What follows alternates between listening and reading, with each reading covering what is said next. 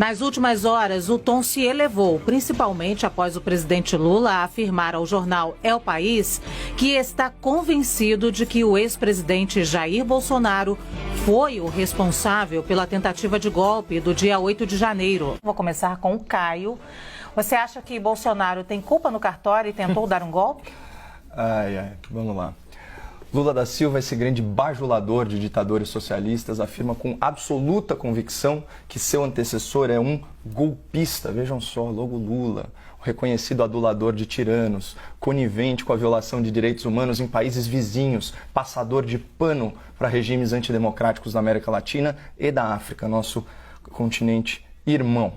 Esse é o Lula que não tem dúvidas que Jair Bolsonaro tentou dar um golpe de Estado, embora o ex-presidente estivesse sem cargo oficial, desinvestido de poder político, em terras estrangeiras, hospitalizado e em silêncio, eu diria até um eloquente silêncio.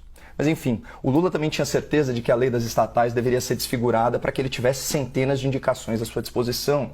O Lula tinha certeza de que a guerra na Europa era do interesse dos líderes ucranianos e que o conflito deveria ser resolvido, aspas, numa mesa de bar.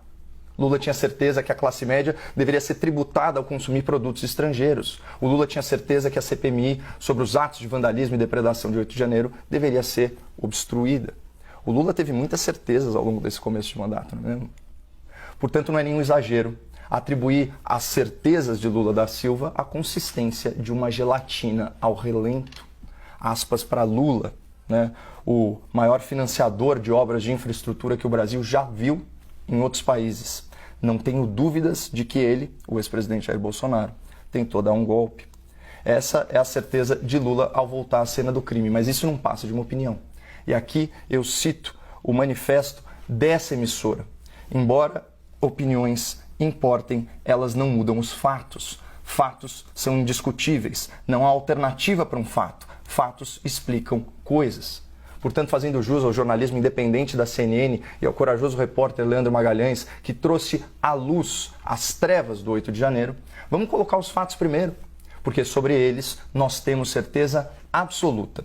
Ao que consta, Jair Bolsonaro, que Lula chama de golpista, não se utilizou do cargo de presidente da República e de chefe das Forças Armadas para realizar ou instigar levantes ou atos subversivos durante o seu mandato. E na infame data de 8 de janeiro, como já foi citado, o ex-presidente estava desempossado, debilitado e, por que não, desterrado.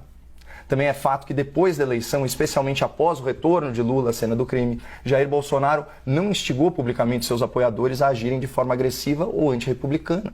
Tanto que o pretexto para a oitiva do depoimento sobre o 8 de janeiro é uma postagem relâmpago aí nas redes sociais no dia 10 de janeiro. É a posteriori. E agora, retomando aquele tema da ausência de dúvidas, vamos a outros fatos aí sobre o 8 de janeiro. Na véspera dos acontecimentos, o ministro da Justiça de Lula é alertado via relatório do diretor-geral da Polícia Federal sobre os riscos de invasão e depredação aos prédios públicos de Brasília. Da mesma forma, conforme reportado pela CNN Brasil, aspas, a ABIN emitiu alertas diários sobre risco de vandalismo em manifestações. Segundo a agência, os alertas foram transparentes e apontaram que seriam manifestações com volume e violência. As sinalizações da ABIN tiveram como base um alerta emitido pela Agência Nacional de Transportes Terrestres de que havia um volume incomum de ônibus sendo fretados para Brasília, e isso suscitava uma atenção maior das autoridades. Portanto, o governo Lula tinha plena ciência dos riscos potenciais do 8 de janeiro. E por eventos anteriores, como por exemplo aquelas manifestações violentas do Movimento Sem Terra, nós sabemos que as forças de segurança em Brasília, com algumas dezenas de homens, têm plena capacidade de repelir esse tipo de ocupação. Também é fato que o governo Lula, em posse dos vídeos das câmeras de segurança, divulgou em caráter oficial trechos editados da invasão e, quando foi instado a divulgar essa íntegra, a íntegra dessas imagens pela imprensa, decretou seu sigilo. Também é fato que, quando o jornalismo independente da CNN divulgou essas imagens, nós descobrimos que as forças de segurança, sob comando do governo Lula e especialmente do seu ministro do GSI, facilitaram o acesso de vândalos e manifestantes ao Palácio do Planalto. Os criminosos entraram caminhando pelas portas do edifício, foram recebidos com toda a cortesia e, depois de depredarem de forma bem seletiva as instalações, ainda foram agraciados com uma aguinha. Isso tudo uma semana após a posse do novo velho governo. E é sobre isso que não resta dúvida.